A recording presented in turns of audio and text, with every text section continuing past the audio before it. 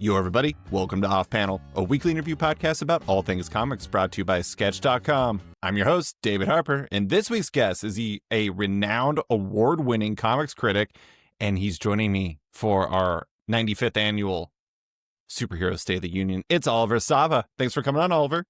Thanks for having me. Only 5 more to 100. Can't wait. At a certain point, I actually cared about counting, but I honestly have absolutely no idea. I think it's like 8 or 9. I do believe it like is that. 8. It is 8. Yeah.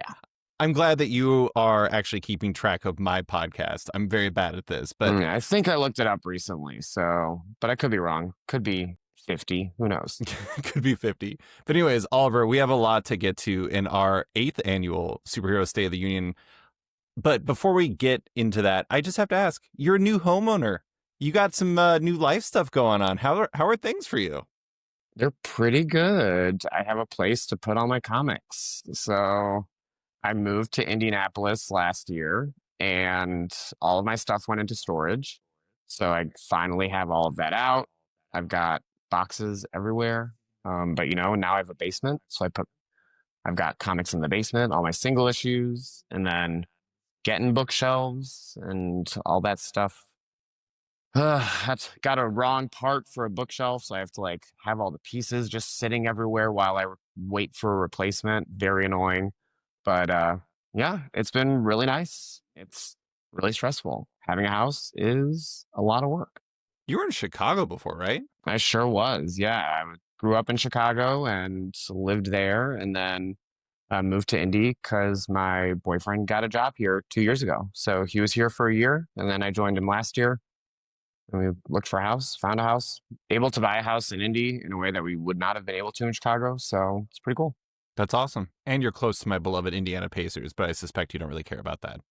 I mean, I kind of had to care this year. So the town was pretty intense. So yeah. I imagine it was pretty intense. But all right, let's get into the Superhero State of the Union. For listeners that have never joined us for one of these, it is Oliver and I discussing pretty much what it sounds like. It is about the state of superhero comics, where we talk about Marvel and DC, but also everything else.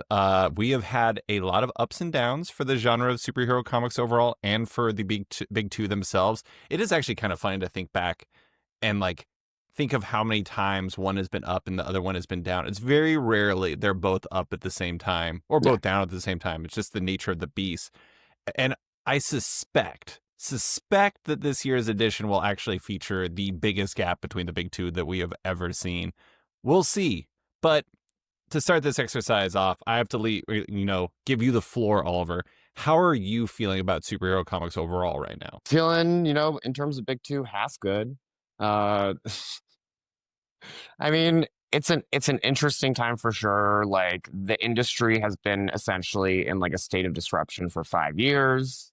That we have a big Marvel DC crossover happening finally after teasing it for 20 years now. I'm when was Bendis talking about it at Comic-Con? 20 years ago. So finally that's happening.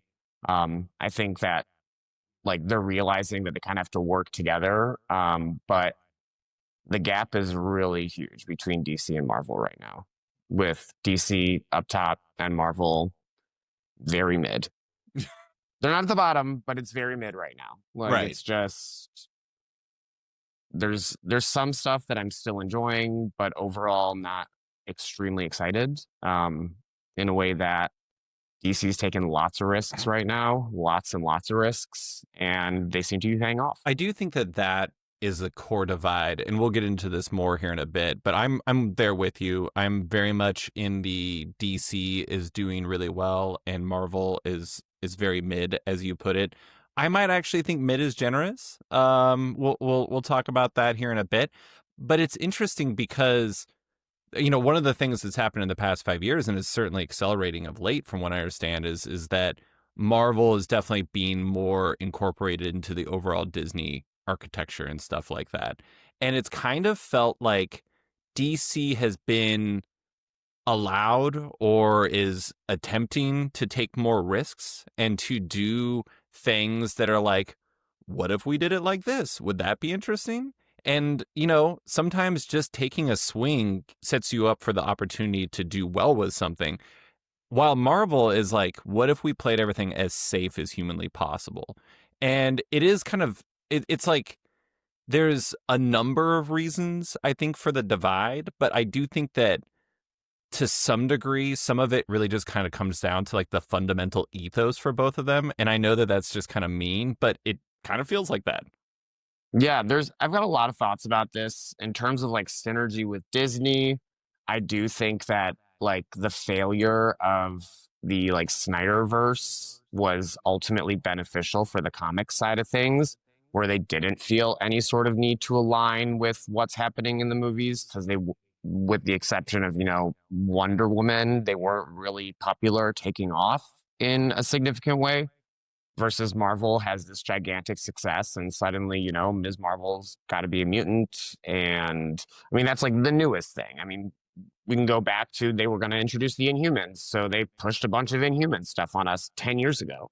Like, this has been going on for a really long time. And I mean, I'm feeling the way that a lot of pop stuff happens. You kind of sand down the edges and everything becomes a little bit more mediocre so that it can reach the widest amount of people, like non-offensive, um, just middle of the road, and let's see who will enjoy it. And hopefully it's a lot of people instead of kind of creating more curated projects that are, I feel, creator driven. I feel like there's just a lot more books with like either one creative team or even just one person doing it. I mean, I think about something like Catwoman Lonely City, which I can easily see James Gunn turning into a DC project, just because he also seems like somebody that enjoys the variety. And yeah, I think that's a big divide versus Marvel being almost like a content factory for potential movies, toys, animated things. Right now, Marvel feels, I mean, it's very nostalgic, which is a common thing. It's like, let's go back to the Age of Apocalypse again. Like, I mean, they've been doing this for a while of getting like old creators back to kind of do Forgotten Tales situations. And I just don't think it doesn't lead to very interesting work to me. Those just ultimately end up feeling very forgettable, versus, getting somebody who probably hasn't worked on a property before um, or probably has, but is still able to like push it forward. So I'm thinking about something now with Erica Henderson doing Harley and Ivy. She had done a couple Harley things before. Clearly, she aligns with that character's vibe. And now she's going to be doing 6 issues of it. Writing, drawing, coloring, maybe lettering. Like, that'd be amazing. So that's a huge thing. And then going to like the general ethos of it all, I think that like the interconnectedness of Marvel versus DC being all of these separate properties that were kind of brought together and forced into a universe. I love how Marvel is connected, but I think that because DC started off as all these separate things, they are more comfortable keeping things separate. I know we're probably going to talk about like evergreen stories, but like DC just has so many more of them, I feel, versus Marvel in terms of, you know, a 6 issue mini, a 12 issue mini about one character that requires no background knowledge. And a lot of those are classics. And they're seeing a huge return on those right now with the compact comics. And Yeah. like that library is huge. It's not getting smaller. Like they have so many books that they can put out. And with Marvel, I feel like they're a little bit more limited because most of their great stories are part of really large runs. Like I'm thinking about what's been published already. Born Again, that was in the middle of Daredevil. It's building off of all Frank Miller stuff that he'd done before. Like Winter Soldier, that's the start of, a 50 issue epic. So like it's interesting. Black Panther, that's the first 12 issues. And there's Fantastic more they Four have to from read. Hickman and who's at the start? Dale Eaglesham? No, what was Dale it? Eaglesham and Neil Edwards and Yeah. yeah, yeah. I mean, the thing about that too is like the curse of something like that. And I'm going to just address this really quick, and I want to start with DC, to be honest. But Yeah, yeah. I think the thing that's interesting about that is like it's a great comic, and in a lot of ways it's certainly not a poor choice at the time when Fantastic Four is coming out. But the problem is like if you look at it just as a Fantastic Four run, you're talking about at best like a quarter of the run.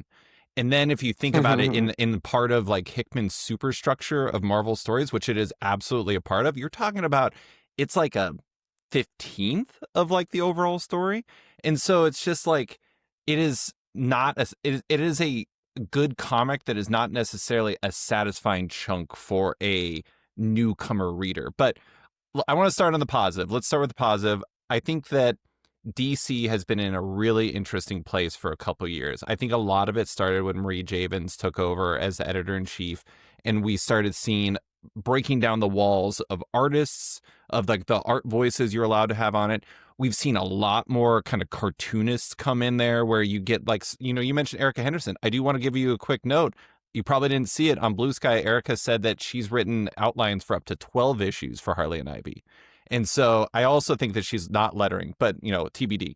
But so you have all these things where I kind of feel like Marie Javins has put her creators and her editors in a position to succeed. I think that you have a voice like James Gunn behind the whole thing. Not behind the whole thing, but you know what I'm saying? He's like the face of DC in a lot of ways, who loves this stuff. I mean, when all the creators went on set to Superman, they recreated the JLI cover that Kevin McGuire did with Kevin McGuire there, with him there. And I feel like something like that's meaningful, and it's kind of it all speaks to the ethos that they have right now. So I know that you and I are both aligned on thinking the DC's in a good place. I also know you're reading a lot more than me. What do you think is most leading to DC's success right now? I definitely think editorial vision is a huge part of it and across a lot of different areas. So, you have the all in stuff, which I think that like the JLU was a pretty smart, like unifying principle for everything. And then you had JLU, and then you have like these other little pockets within it. You have Birds of Prey as a team that's part of it. Titans is part of it. And you can kind of offshoot from there. I do think that like the Watchtower keeps getting like destroyed too easily, but that's not an issue. And I thought All In was really successful. Like some really smart creative team shifts. Um, some really smart new launches, and everything feels like it's building to something in a way that doesn't feel all that forced. I mean, they're forcing it a little bit, of course, in like Williamson, Snyder, like JLU. Those books are part of like the big story, but everything else also feels like it's in it without having to like directly engage with it. So I'm really enjoying that. And then like Black Label is really strong right now too. I just think that they're finding their footing in terms of what are the number of books that we should be putting out. I'm really excited for this Hardman book, like Question Green Arrow Batman. I think it's gonna be really rad. Like, and that's just like such a smart like creator on property, and you can feel the passion that he has for those properties when he talks about it. So I'm really looking forward to reading that. Can I There's make a so much. can I make a quick point about that really quick? Yeah, I think it's interesting how you have like Hardman doing the question Batman Green Arrow was, right? Green Arrow. Yeah, Yeah, and so you have those three, and then you have Rucka and Nicola Scott doing like it's got Cheetah and Cheetah and Cheshire robbed the Justice League. yeah. So here's the thing: the hyper specificity of the characters that are in there make it feel creator. Like Hmm. it's driven by creators. Like you don't get that because like an editor is like, what's really hot right now is Cheetah right now. And so we gotta no slander to Cheetah, but like that's what you get when Greg Rucka and Nicola Scott are like, we really want to tell a story. What do you think about this? And they're like, yes. And I think that you're seeing that in the Black Label books quite a bit. Yeah, and I mean like even the middle grade YA stuff, like they know what they're doing, and they put they're really smart about the creators that go on books. And I haven't even mentioned Absolute yet. I think this is the first time we're even saying that word. Like it's gigantic. It's massive. Martian Manhunter is a top 10 book now. Like that's crazy. And the talent on those books is like phenomenal, and they're really fun to read. I like all of them. Like that's that's very impressive, and they feel like meaty reads in a way that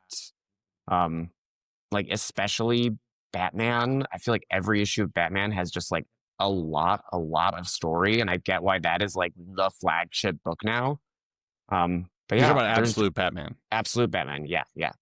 I was about to say absolutely. Ugh. It's so easy. It's so easy. Yeah. So yeah, I think editorial vision is the reason why we're getting really smart creator choices too. Like they're just very aligned, and I get the impression that it's, you know, this creator has a story that they need to tell, and they have a collaborator that they really want to do it with. And then they kind of make magic. I'm obsessed with New Gods. I think it is just so exciting. I know it's only going for 12, but I'm assuming that is the art schedule. Like I can't imagine that he can do more than, and he does what, 8 issues of it? Because I don't know how many interludes. So it's like that book, the art is crazy. So yeah, just give us 12 and then give us a break. And I'm sure there will be more. Maybe it will come back after DCKO and there's a new Dark Side or whatever. But it's like I am really in the tank for that book, and I want to follow that for like 50 issues. Please. Like Here's, I think that's something that comes with the editorial vision that you're talking about. And like, this is something that we've already alluded to, but you look at the Absolute books, particularly the first three, and you look at the art choices that they had on those as like almost like a proof of concept of what they were trying to accomplish with it. Like Nick Dragata is like a mission statement unto himself. And then you have like Hayden Sherman, who I actually think is maybe doing the best work on the line. And that's with Javier Rodriguez working in it, which is really saying something. And then you also have, I mean, like Rafa Sandoval is the most conventional choice, but he's also kind of an iconic Superman artist that has only done some work with the character. And so you look throughout the line, and they're making a lot of choices that I don't think that they would have made artistically 5 years ago. And I think it sets them apart in a really, really serious way. And you're seeing that across the line. Like, you know, you're talking about Erica Henderson getting a solo book. You're talking about Evan Cagle doing New Gods. You're talking about all of the not fill-in artists, the guest artists on New Gods. I mean, it's just wild stuff who you see on that book.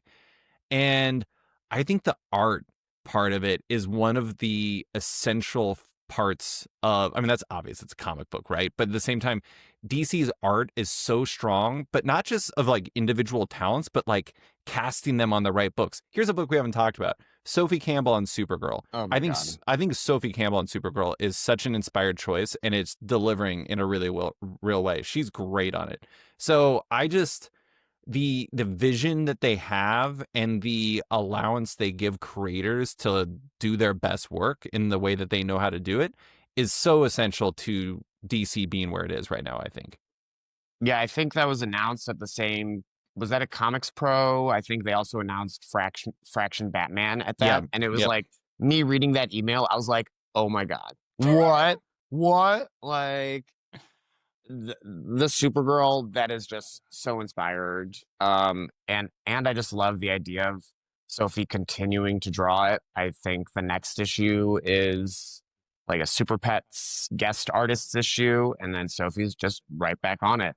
And that book is such a fun fusion of Silver Age and like independent comics. It's so delightful. I'm having such a good time with that.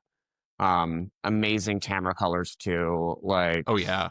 that book is just gorgeous. The designs are so much fun. Like the goth designs for everybody in the most recent one. I don't know if you read it yet, but so good. Just I love so good. the bunny of the doppelganger Supergirl from the first arc. It's just so good. But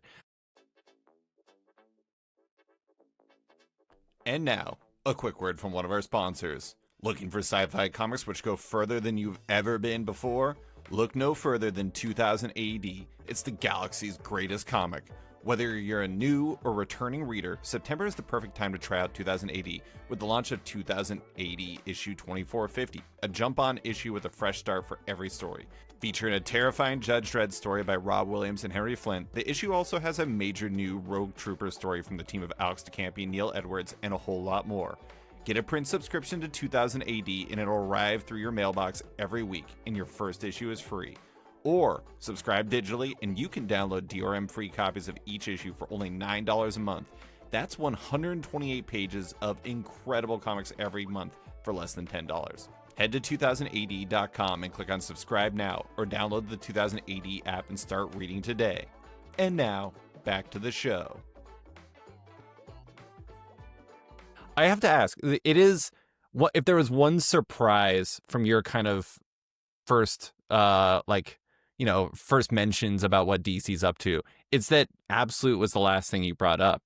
Is there a part of the line that's working, not to make it competitive within it, but is there a part of the line that's working better for you right now between the Absolute and the all-in mainline stuff? Yeah, Absolute. I mean, okay. I just ended up saving the best for last, I guess. Yeah. Those comics are really good. I think the creators are doing really fun stuff. They're taking properties in directions that feel different. I do think it's interesting of what if Superman doesn't have any of the journalism aspect in there, really? Like, this Clark, I guess, has he likes to write in terms of like kind of the AI scenes in the past, but that's not a part of the story at all. And it's really situating Superman as this force of nature. It doesn't really think of the man part of him all that much. The Kryptonian part is so strong in the identity of that character in a way that I find really interesting, and it is different. And some people might think it's not true to the core, but I think it's fitting for what a Superman would be now. And thinking of reimagining these characters for 21st century Batman, and having him, he's not wealthy, and like, if somebody was going to be like Batman, what would his body have to look like in our world? And it's gigantic, but also, of course, then it's all like extremely exaggerated. So I love that. I love how much fun everybody seems to be having on these books, but especially Batman, because I feel like they understand how silly a lot of these moments are. It's like Batman yeeting a little black mask kid off of the boat or whatever. Like, it's so silly. Like, it's just really goofy, but also extreme and still like emotionally grounded. Like, I really think that the Rogues as all of his childhood friends works really well and provides a lot of just meat for future stories. It's just really good. Have you read Absolute Batman number 11 yet? The most recent one? Yeah. In any other book, the final image of like the baned up Batman probably wouldn't have worked. But this is also the book where Scott Snyder seriously said Batman AF, and it actually worked really well. I kind of appreciate that Snyder's like whole vibe for this is like, what if I just turned cool up to like 12 on like every single thing, or at least tried to. It doesn't always work 100%, but it's pretty cool when it does. And like, I think that that's one of the like low key superpowers of the Batman line, Absolute line overall, is there's just like a real inherent coolness to it in a way that superheroes haven't been in a while. Yeah. And I love that part of it. Like, I read that, or I read some of like the parts of Absolute Martian Manhunter that just feel like, I don't know, there's like a musicality to it. It's like weird jazz that they're just like riffing on that's crazy. Or even something like, I know that people are not as into Absolute Green Lantern as me, but Absolute Green Lantern is like a weird cosmic horror book that has like a really ideal artist for it, in my opinion, in John White Lindsay, who I know people find polarizing, but I feel like going with like somebody who clearly has manga influences that isn't like so beholden to Junji Ito has really underlined the tone and the ominous nature of that book really well. And it's so fascinating to see all these disparate takes on one line that all still feel very much like the character. I say all, I will say Absolute Flash is a miss for me, but I'm Oh, I like Absolute Flash too. I would say it's probably at the I mean, that and Superman are kind of the lower rung for me, and it's like same here. clearly I like Superman. Like, I think that did you read Lemire's Teen Titans Earth One? He did it with the No. Dodsons. It's actually really, really, really similar to the Flash in terms of kind of a like secret organization experimenting on people and transforming them. And I really liked that book as well, actually. I think I described it as almost like kind of Runaways-esque in terms of Well, these then you're characters sold. rebelling against rebelling against like their makers in a way. Um, but like I really like Nick Robles. I like Kaplan a lot too. It was a very different vibe for that book, but I still like it felt fresh to me, and then Travis Moore's about to be on there, so like I feel like Travis Moore is a better fit than Kaplan was, just because like here's my only there have been very few blips on the absolute line for me, but I think for the most part, I don't think that Clay Mann was a great fit on Absolute Batman number 11. Like I think the story density at times did not mesh well with mhm. his art. And there was a 2-page spread in the beginning that was like a Nick Dragata special with like the layout, and like I just don't think it meshed well with him overall. I like the issue. I think he did really good things, especially in the final image. But I had a question going in, and my questions remained there. But then the other thing is like Robles and Travis Moore, I think, makes sense to me. Yes. They feel congruent. Kaplan was very inky in a way that neither of them are, and Mhm. it kind of felt incongruous in a real way to me. Yeah, I mean, I know people use kind of like webtoon art as a pejorative sometimes, and I know that Lindsay's gotten described that way a little bit on Green Lantern. Kaplan kind of falls into that mode for me as well too, but I don't really have an issue with it. Sure. And then on the Green Lantern front, like cosmic horror, but also like mythical magic ring stuff in Oh yeah. an interesting way. There was this in the most recent issue, I think Hal's like, give me the ring. And I was like, oh, we are also kind of doing like, it just gave me Hobbit Tolkien vibes. Like, then I'm like, okay, so we're really playing with magical rings. And then, of course, I'm like, Wikipedia magical rings and mythology. And it's like, oh, of course, there's like ancient Norse mythology with magical rings. And like, it's like an extremely common trope that I'm really looking forward to like viewing and digging into in his own weird way while combining, a bunch of DC mythology concepts that DC does have a really, really rich mythology. A lot of it, like, thanks to, like, I think Kirby changed the game a lot with the DC mythology. Um, and there's just a lot to explore there. And I'm really looking forward to, like, the Absolute books, how the Absolute books are going to merge with the Dark Side stuff. Because I imagine that's coming sooner than later.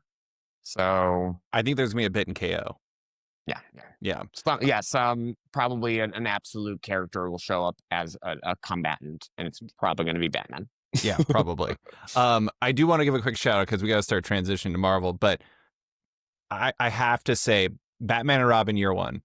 I love that book. Yeah. Somni Matt Lopez. Like there are so many great little moments in that book where you just look at it and I'm like, Chris Somney drew this as perfectly as you humanly could. And Mark Wade is doing a great job on the DC line overall right now. It's been lovely to see him there, but to see such a phenomenal showcase for Chris Somney has been just an absolute delight. Like the bar was high because we all expected him to be good because of Battober, but damn, he has been amazing on that book. Yeah, agreed. I think that it's far and away the best thing Wade is doing at DC. I mean, every panel can be Battober, essentially. Like every Yeah, single panel of that book could be its own just piece of art. So yeah, loving that.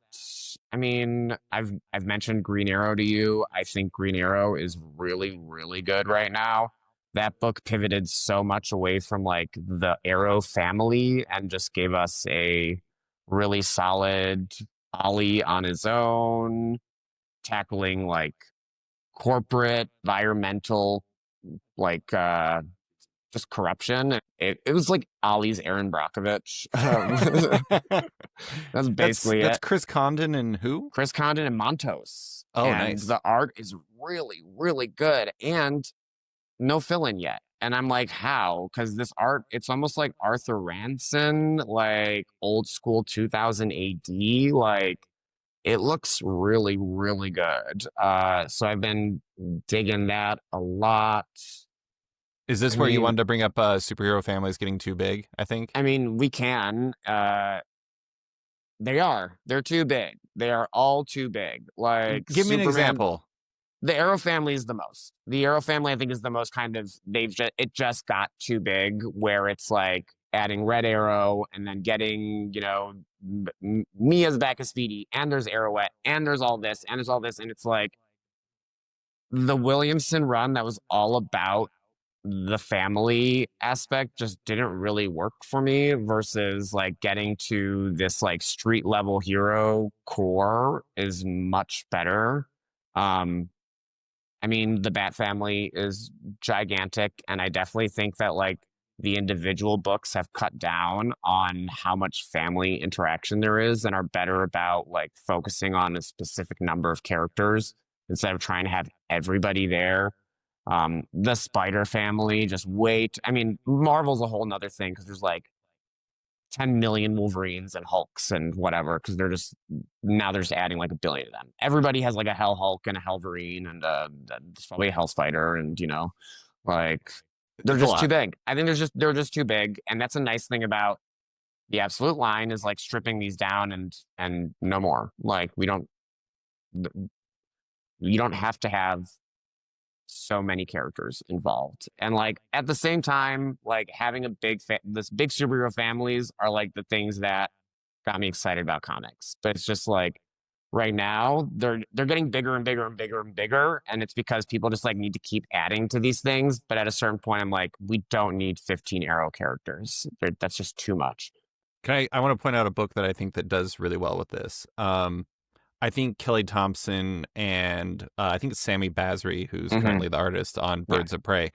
I think that run has done a really good job of managing the found family part of that, Mm-hmm. especially considering the fact that there have been like a core group of, for the most part, Oracle, showed up in the second arc and has been there since, or Batgirl or whatever you want to call her, Babs, uh, Dinah Lance, Black Canary, Batgirl, Cassandra Clare, wait, Claire, not Cassandra Clare, Cassandra Kane. Cain, Yeah. not the novelist. And then Big Barda, and then you've had an assortment of others that have kind of come and gone. Oh, and also, God, what is her name? Sin? Not Sin. Is it Sin? Ink. Or No, Sin, but also yeah, Sin's in there, and then Mega Era, Mega, however you pronounce mm, that. and then like Yeah. Ink from Batman Beyond is in there now. Like Well, and so you have, but like the thing is you have that core five group, but then you have like Zealot pops in from time to time. You have Ink, you have these new characters that Kelly Thompson has introduced, and it's managed it really well, and it's kind of like it's kept a core, but it's brought in like tourists, like oh my God, I'm forgetting her name, the person who would steal everyone's or be able to take everyone's animal powers or whatever. oh, Vixen. Vixen, like Vixen showed up for a little bit, and I think Vixen did a great job, or they did a great job of Vixen in there. Yeah, And I think that book has done a good job balancing. But all right, there's two things we want to talk about DC and Marvel before we transition fully into Marvel. You wanted to talk about DC's Compact Comics versus Marvel's Premier Collection. Well, for listeners that don't know, DC's Compact Comics are the digest size releases that are $9.99 that collect like entire stories like Kingdom Come or Crisis on Infinite Earths or a bunch of other things. But there's also like some that are volume ones, like Why the Last Man, volume one, I think is coming out really soon or already has. And then Marvel's Premier Collection, I don't have they done more than the first four yet? no, they've announced the new wave, which is like Hawkeye's coming, which I think is like the Okay. smartest thing. Like Still not a that's complete story though, nope, nope. unfortunately. I think first 11 issues. I love that it looks like I'm on fire right now. I'm seeing like I'm wearing like a turtleneck made of light. You're Apollo. Congratulations. But I think the Premier Collection is $14.99 and it's a bigger size. And I think right there is just like, come on, Marvel. What are we bigger doing here? size, they're padded out. Like, I mean, some people like the bonus features, but I'm like, this is just a way to like make us pay $14.99 for 4 issues of Daredevil Born Again versus Daredevil Born Again 7 issues though, right? No, it's 4 issues. I'm pretty sure it's not a long storyline. No, I'm Did okay. they include other It's either stuff in six there? or seven. I know that Daredevil Born Again. I thought you're saying that they only included part of it. The entire run is, if you include the nuke stuff at the end, which is technically not Born Again, but it is part of the story. It's, I think, 6, maybe 7 issues. Either way, it's not much. It's certainly less than the DC ones are. What do you think that says about DC and Marvel? I mean, one thing is a willingness to drop the price so that more people will read it, like accessibility, essentially, where like New Frontier's like 400 pages for $10, Watchmen for $10. Like these are big comics that you can just get. It feels like a real commitment to expand the comic book reading audience. Like I just need these in airports so that like people can just pick up.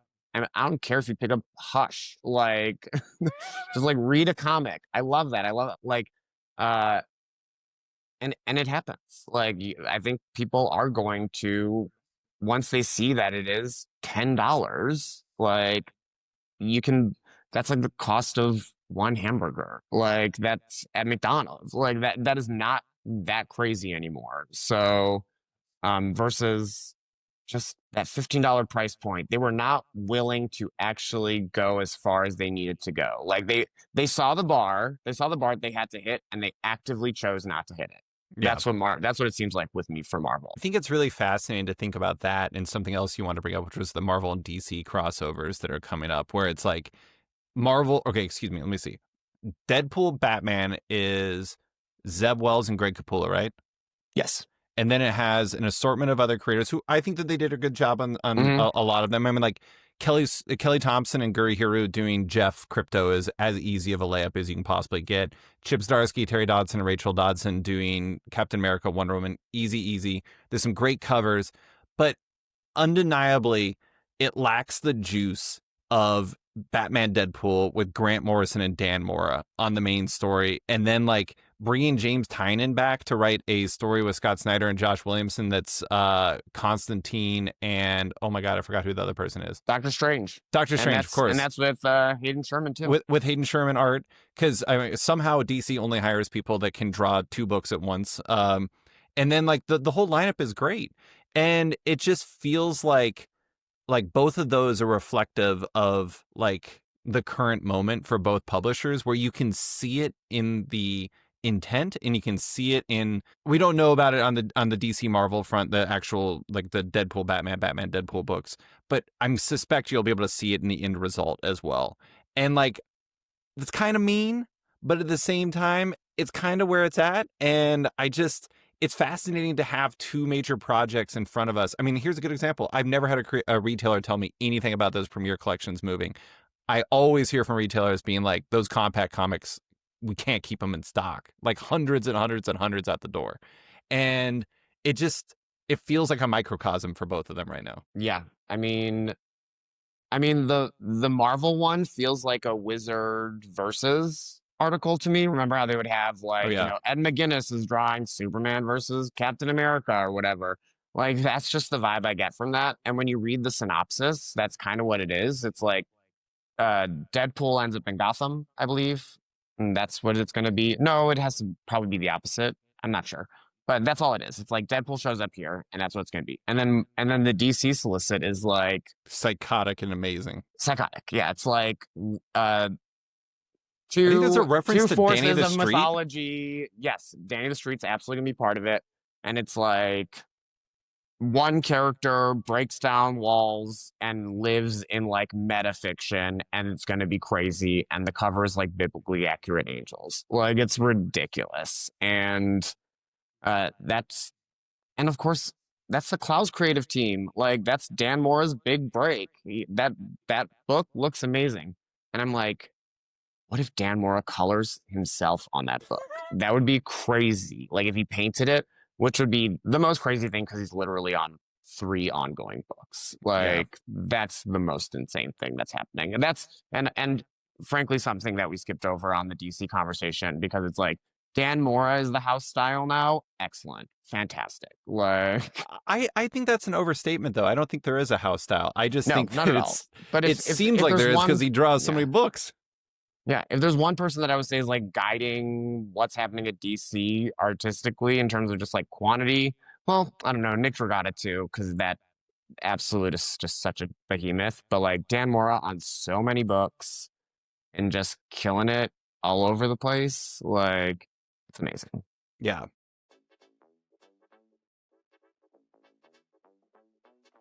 And now, a quick word from one of our sponsors.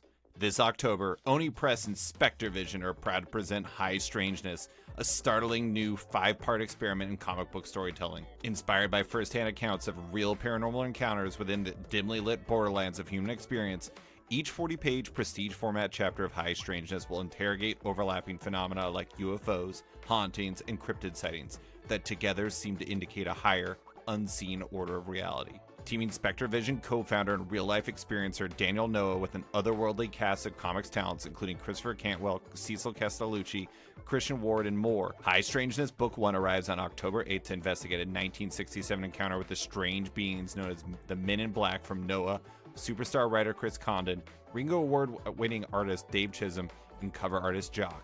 Look for High Strangeness Book 1 on shelves October 8th at a local comic shop near you. And now, back to the show.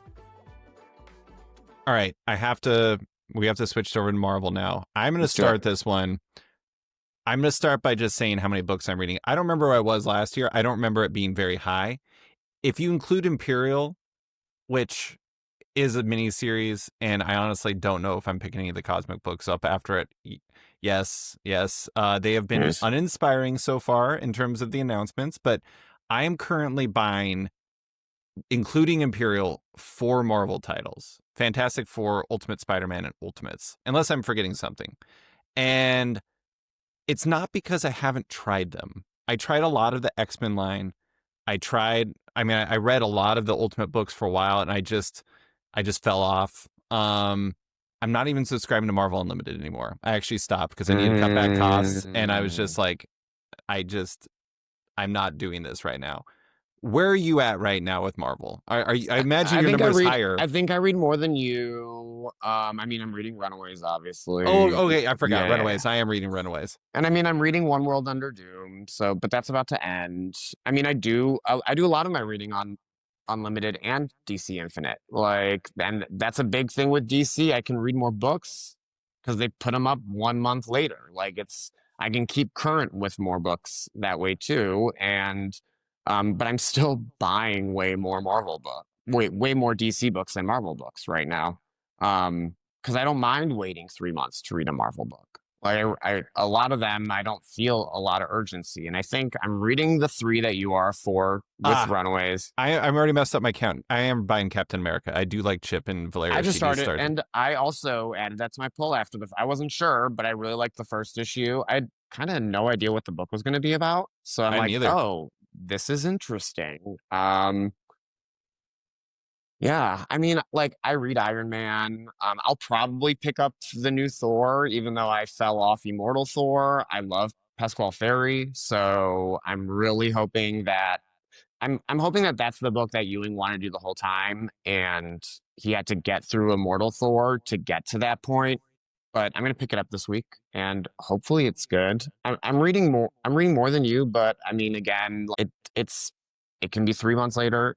I can catch up on it 6 months later, and I don't really feel a sense of urgency there, which I think is rough when you have the option of just like waiting for it to go digital. Like you want to have that momentum that I feel DC has. I don't want to wait. I don't really even want to wait 1 month to read an absolute book. Like so that's been a big thing, like being able to just access them that way. But I think about a book like Hell Hunters, which was You liked that, didn't you? Philip Kennedy Johnson and Adam Gorham doing World War II, kind of very like BPRD meets Marvel. And yeah, really enjoyed that book.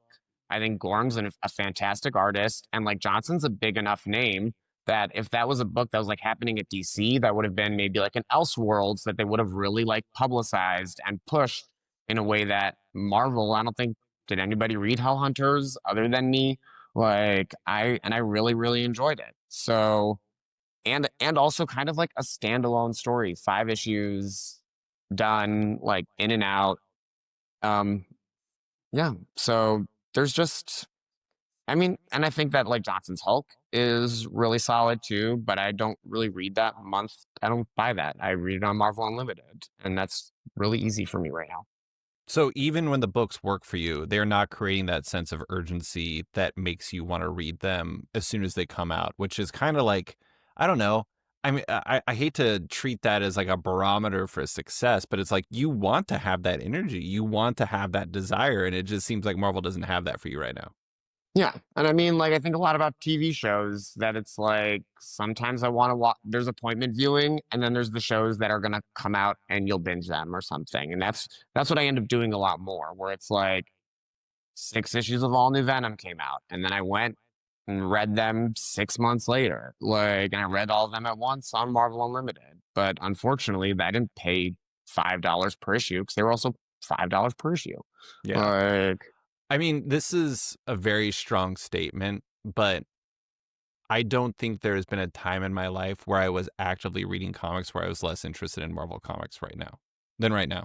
I mean, I like even the 90s, at least I was a child then and I was like, "Hell yeah, give me all the onslaught. I'm all about that life." But besides the time where I just straight up wasn't reading comics, I just I've never been more actively disinterested. And I think part of the problem for me is that the fact that almost everything is a mini series just creates an like I'm just like I can wait for trade and then I just forget it exists. And that is so easy to do with Marvel's books. It is so easy to forget they exist. And I hate saying that. I hate saying that. So I'm gonna force myself to say one nice thing about Marvel. I think Ryan North's Fantastic Four run is one of the best runs in the history of that title. I absolutely do. And I think that I was a little surprised when they cast Humberto Ramos as the artist of the new volume. I think he's been a great fit. I think that book has had very unstable art throughout its entire run, which is another crime of Marvel. But I think putting Humberto Ramos on there has stabilized that book, and I think that the first 2 issues were awesome of that new volume. So that's my one nice thing. Say one nice thing about Marvel. I mean, I agree 100%. I was really excited for Ramos on there because I'm a big fan and like don't really read like Strange Academy. Like I wasn't reading Spider-Man. So like I haven't really been able to read like I haven't read a Ramos book in a long time. So I was excited to have him join a book again that has had like really up and down art I and love looks Ramos. I just wasn't sure if he was a good fit for North, and he has been much better than when I thought he would be. But anyway, sorry. yeah, I think he actually adds a lot of like dynamism to those stories too, which are so like they're very fun, but they're also very brainy. And like he just that super exaggerated cartooniness, I think really, really works on that book. All right, let's think about I mean, Marvel's solid right now. No, they're not solid. They're okay. God, I'm like trying to think about what is like my Doesn't even have to be your favorite. Just a nice thing. Give me a nice thing. a nice thing. You already Sorry, did. let me just look. You already did Hell Hunters. You already did Fantastic Four. I mean, like, I continue to like books like I think that Ultimate X-Men is really, really interesting, but I also think it's very slight. Those issues I was reading in like 2 minutes, it feels like. They were just like they were going so fast, but I also think that that's the kind of book that is an example of like a creator that is doing something really interesting, even if it's not. I just wish it was a little meatier at this point. Like we're like at issue 18, and I feel like still not that much has happened in that book.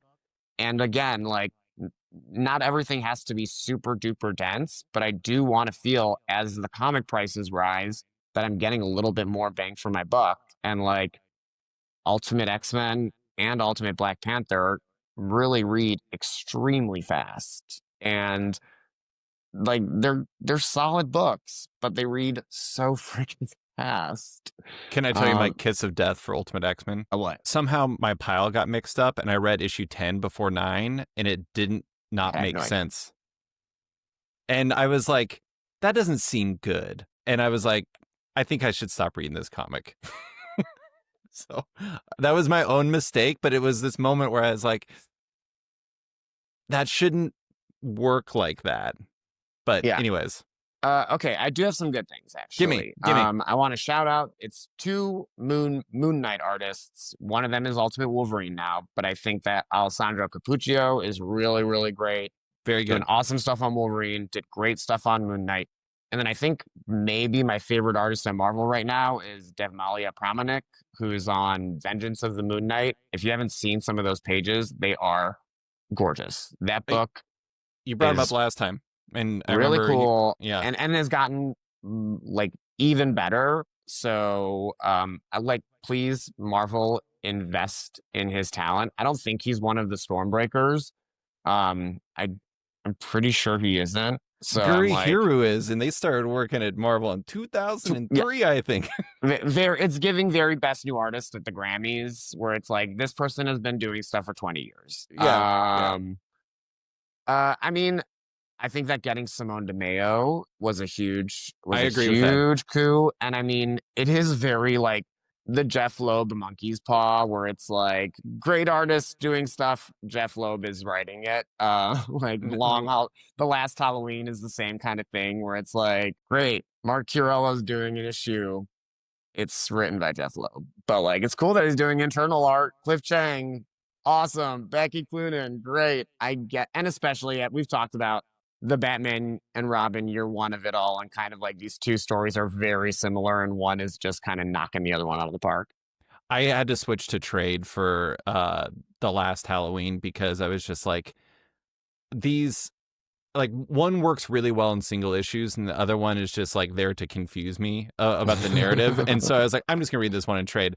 I do want to say I love that they brought in Simone DeMeo. I think Simone DeMeo is an amazing artist, but there's this like curses mean, okay, there's this thing that they do where they'll put an artist on a book that I'm just not interested in, like an Age of Apocalypse book. I'm just not going to read it. I don't care. I'm just not going to do it.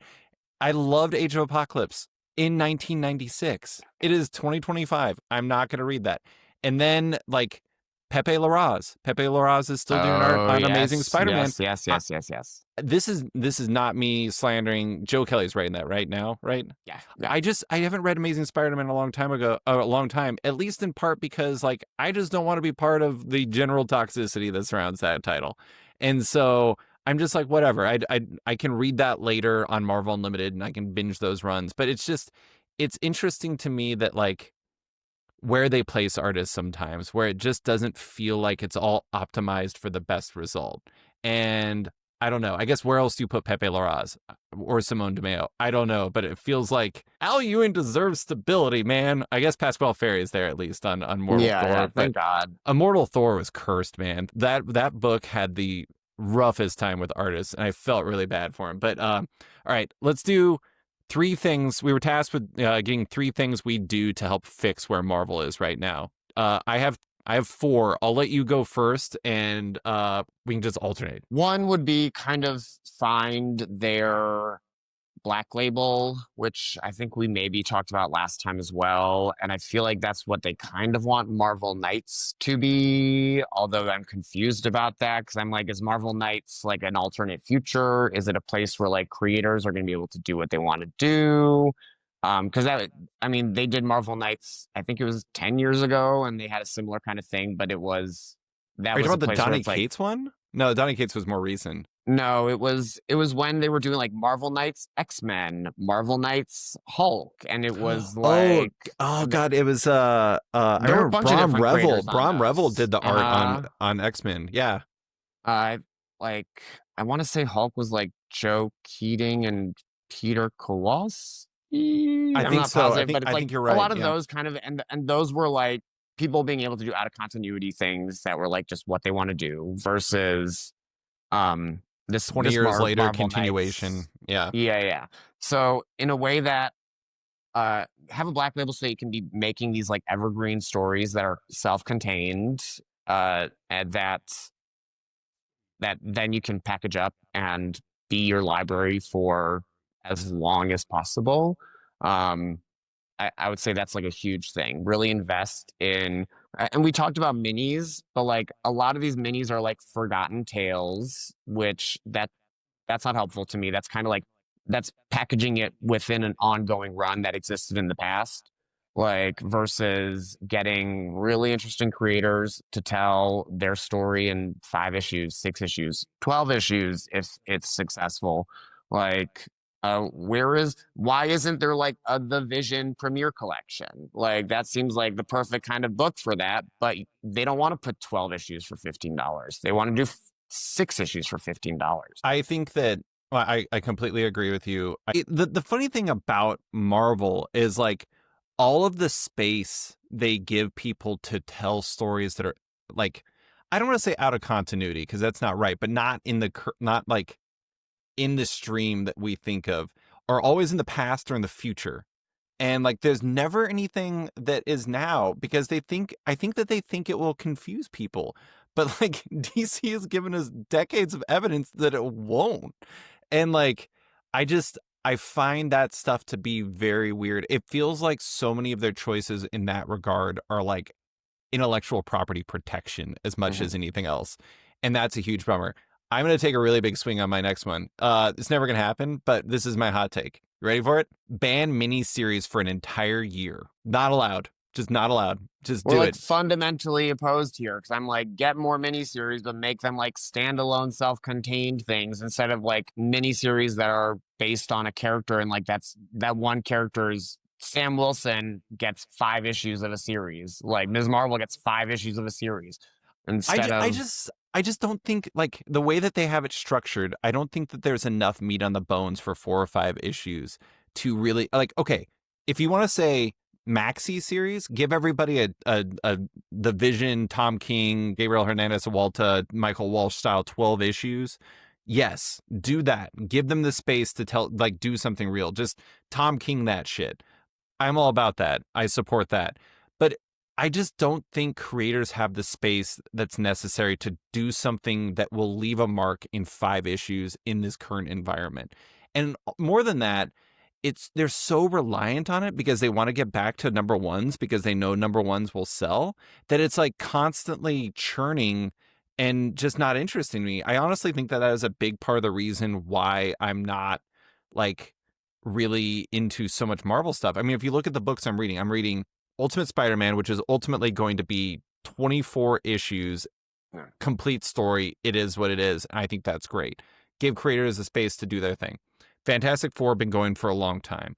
Ultimates, I mean, Dennis Camp does whatever the hell he wants, and Ron Frigeri fits him. And then like Captain America, theoretically an ongoing. God only knows what it's actually going to prove to be. I mean, I guess they did just announce the second arc, and then Imperial is supposed to set up a new universe, but I don't know. I say all this, and my favorite comic from Marvel in probably the past 3 years was Aliens versus Avengers, which was a 4 issue miniseries. But I just think that it's become a crutch, and I think that it's become harmful to the creative spirit of the publisher. And so I say, in your face, Oliver, we're banning miniseries for a year. What's But your it's next pick? like, do you have that same feeling at DC? Would you tell DC to No. ban miniseries for a year? Exactly. It's like, how come DC can do 2 Zatanna books in the last year, and Marvel can't do one 5 issue Okay. Spider-Man Okay. thing that people want to buy and Fine. read?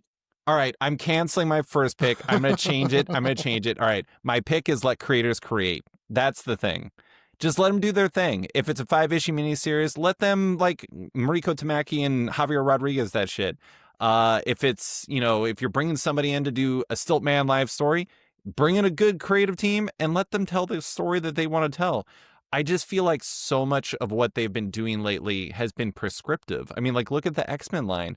No offense to Tom Brevoort, but like, he admits in his own newsletter and in interviews that like he came up with the ideas basically, and creators executed based off of their development of those ideas. And maybe that works sometimes, but it just feels so restrictive to the creative spirit.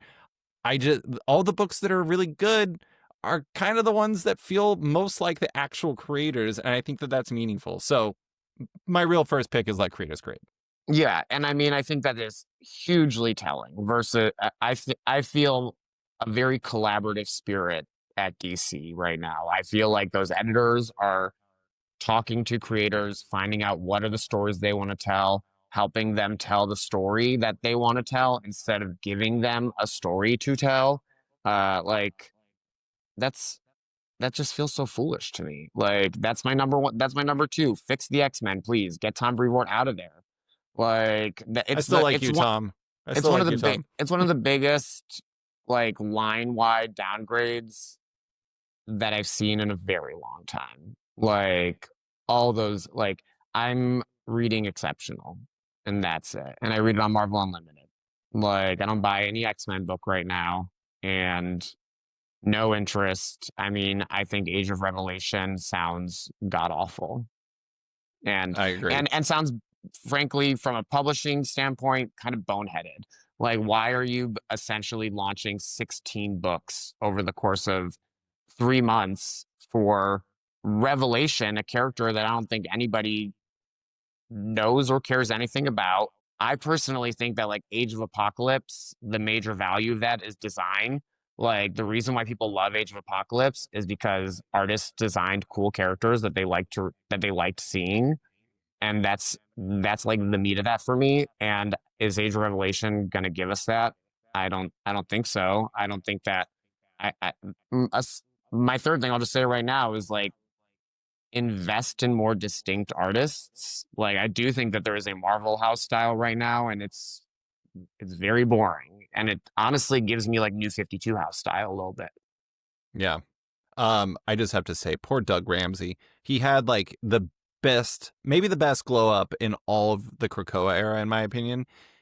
And then Revelation. I mean, just what a colossal turnaround, a double turnaround. He's 360 back into I don't know, preferable obscurity. Instead, he's like in prominence. I don't even know what to do with Doug Ramsey. Poor Doug Ramsey. Just like be good at reading people and like speaking languages. I'm fine with that.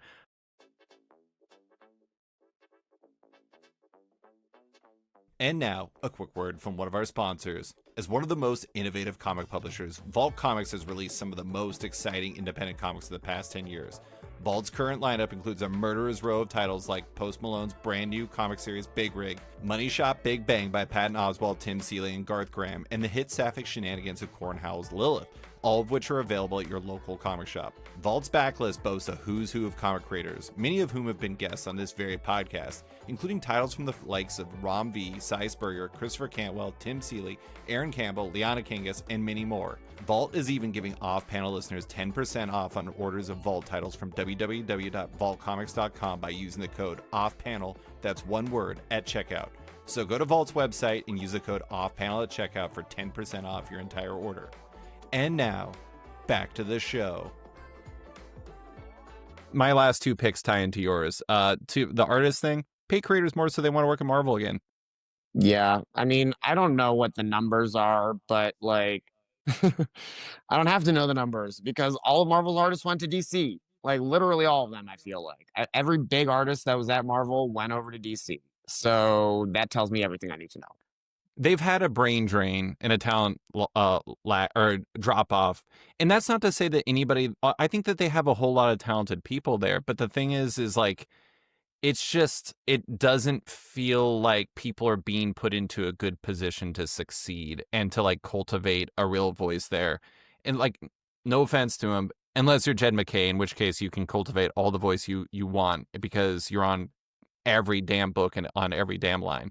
And it's just been really fascinating to see that. And I don't know. It's really odd to see them lose kind of like everybody that is notable that isn't Hickman. And I just don't even understand why that is. But my last pick is Publish Fewer Comics. That ties into your X-Men one. Oh, absolutely. I think that they're wildly overextending themselves. I think that is the solution to all of their problems they have is more comics and more covers. And when the solution is maybe make more books that people want to read. Yeah. I mean, I just think that the focus on abundance has led to an overall drop off in quality, and it's problematic. Just, I don't know. I feel bad. Like, I don't want to hate on Marvel. I love Marvel. Like, Marvel, Marvel was my jam growing up. Marvel, I've always leaned more in their direction, I would say, over DC, but it's just, as I said earlier on, I truly think that this is the biggest gap that I can remember between the two. And it's not because, like, I don't know, it's just DC is doing so well and Marvel is doing fairly poorly. But I have to ask, is there a single thing that you think Marvel is doing better than DC right now? I don't think I, so. I couldn't I come up don't with think anything so. either. I mean, I'm even like, I think Imperial is really boring, and I think that like that is a book that is like all flash with like no character to And the it. two artists don't fit each other. Like and I have no interest in reading more of that versus, at least I wanted to read more of Gods. I bought the One World Under Doom Gods issue, and How I was it? liked it. It was good. Oh man, Like, I thought I Ryan think North would Gods is do great. interesting. Yeah. I mean, it's basically decorum with Marvel. Like they get Jonathan scraps. And I think that he's kind of said that. He's like, keep your good stuff for your creator owned, and then when you go to the superheroes, you kind of regurgitate it and you give them some other stuff. Or you give them the same thing, but with, new clothes. What Um what was the book they announced a Ryan North book today? What was it? Hulk smashes everything. It's Yeah, I didn't it's read just that, like a but Hulk, but evergreen. It's supposed to be Evergreen. like a book that is no continuity. It's Vincenzo Caratu, I think his name is, very like Laraz clone, positive, complimentary, like solid artist. So that could be good. I am excited for you to read those Amazing Spider-Man issues because they look phenomenal. Oh yeah. He's so good drawing Spider-Man. The story is doing almost nothing for me. It's doing like 5% of something, and then the art is like carrying everything on that book at this moment. But also, like, Joe Kelly is not a person that I dislike. And uh what did he just do? Was he Wolverine Deadpool? He did a book recently. I want to say it was him and Andy Kubert, Hmm. I but don't know. I don't remember which. It was a pairing with Deadpool. I thought it was really good. I think it was Wolverine Deadpool for the movie. So I'm like, I know that like Kelly still has it, but right now, I also didn't think that like the 8 spectacular deaths of Spider-Man or whatever that arc was called. I thought that was a total dud. So, um, I yeah. mean, I like Joe Kelly a lot. I think Joe Kelly is a great writer. I think that there's a lot of talented folks there. I don't know. I mean, here's the difficult thing. I want to go back to something I said where I said that, like, pay your creators more. That is probably an overstatement based off of limited information. So it's hard to say exactly what, like, why is this stuff happening? Like, it's easy to speculate from the outside. All I can say that is this is, like, it's very, very rare that if you told me that, like, Joe Kelly and Pepe Larraz were doing like a Taskmaster book, I would buy that. And, like, it's weird how, like, there's so many choices that are made that just don't add up for me. Yeah. And, like, I'm probably the only person who would say I'd rather read a Taskmaster book from them over Amazing Spider-Man. But that's just how I roll. But it's just such a weird place. And, like, sometimes I feel bad about it. Like, I don't mean to, like, demean what Marvel's doing, because I'm sure everyone there means well, and there's a lot of really great people there. It's just not adding up right now, and it's really tough to figure out why that is and why it's lasted for so long. Because, I mean, we've had this conversation for like 2 years, Oliver. I mean, DC's big change happened when with a new editor in chief. Like, right? Just saying. That's Marie's role, right? Editor in That's chief. Mary's role. Yeah. Yeah. So it's like CB's been in that role for a very long time. And It was right now, 2018, I think. 2017, 2018. Yeah. oh, it feels longer than that. But I mean, that is almost 10 years now. And like it's been pretty sleepy, and it's not getting better right now. Like, the solicits are dire for Marvel coming up. Like, there's just so much Age of Revelation stuff that I have absolutely no interest in.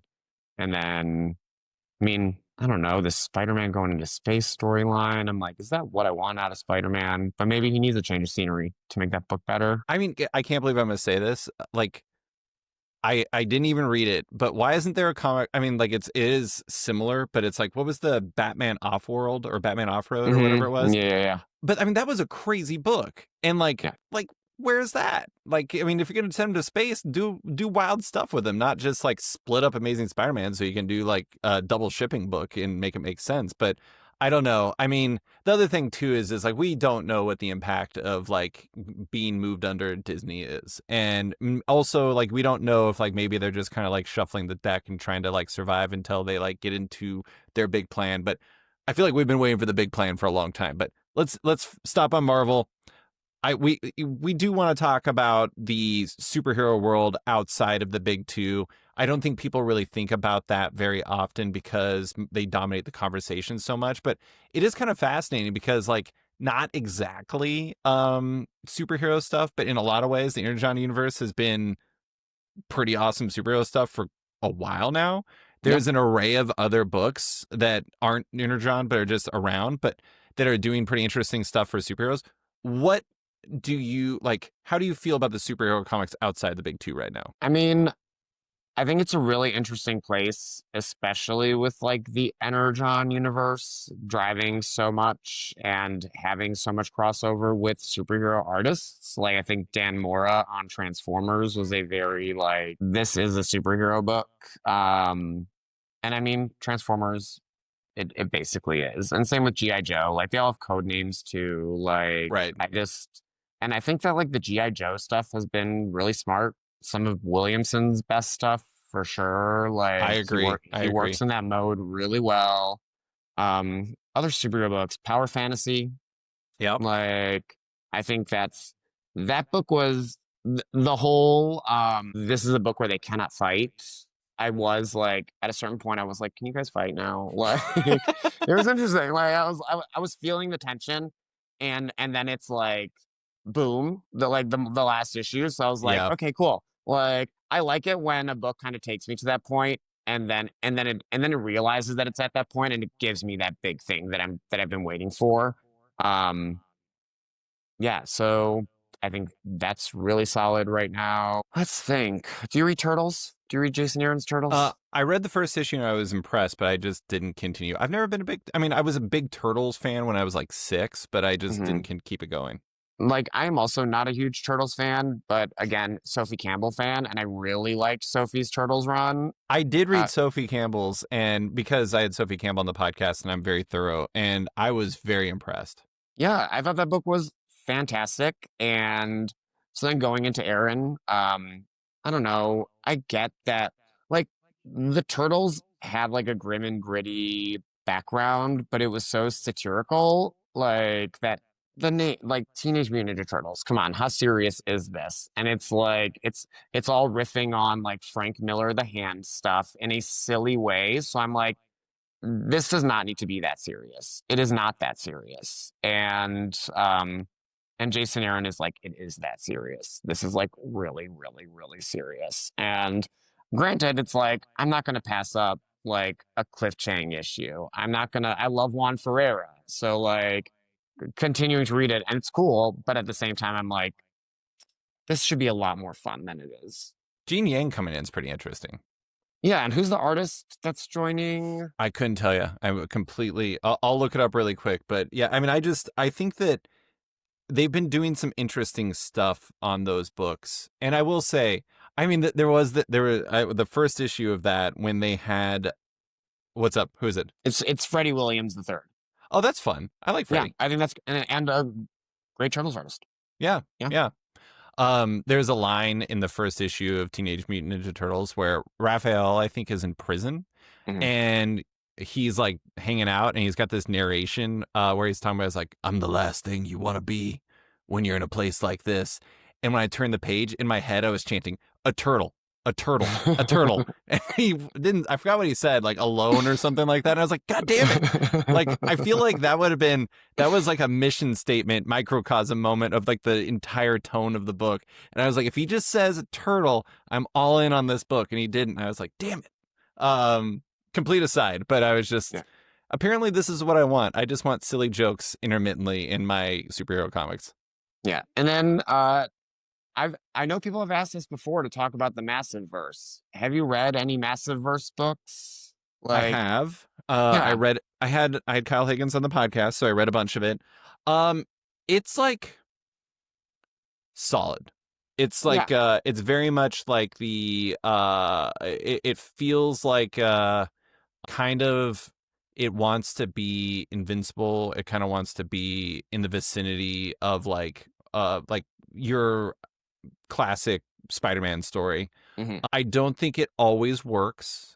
I do like the art and the design to varying degrees, but I don't love it. It doesn't like really hit hard for me.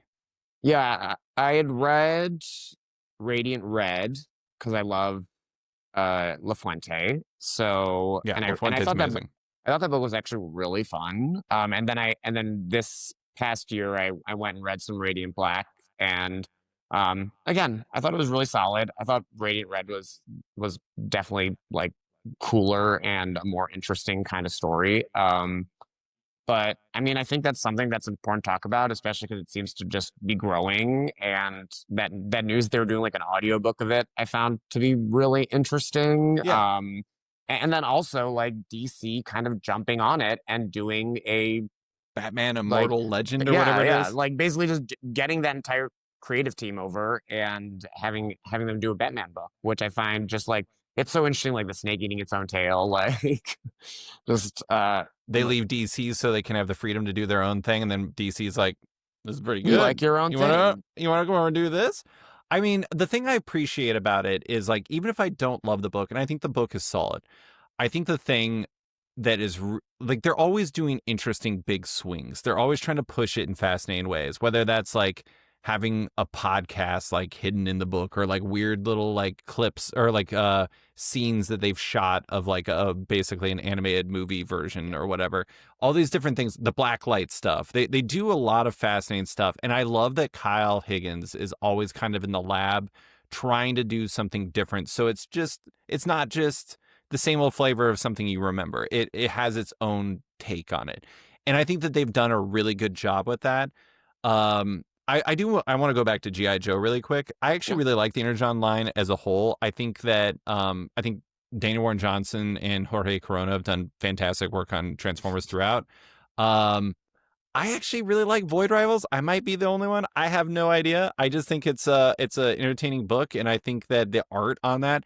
They brought in Connor Hughes recently for a few issues, and he's been really solid. I guess he did White Ash with Charlie Stickney, and been very impressed. And then I think that GI Joe. It's amazing that GI Joe is kind of like feels like the slept on book from the line, but it's a Hmm. fun comic. It's just entertaining.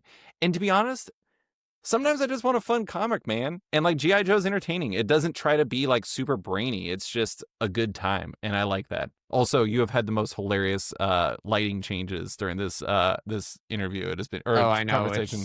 it's a whole thing. I don't have a good setup, so Indianapolis in your face. You're I being know, right? terrible. It's my first day at the desk, so I'm Yeah, I learning know. where the light's gonna be. So, yeah, I mean, GI Joe is it kind of gives me like the Wade Samney Black Widow a little bit in terms of just the way that it rolls out. Yeah.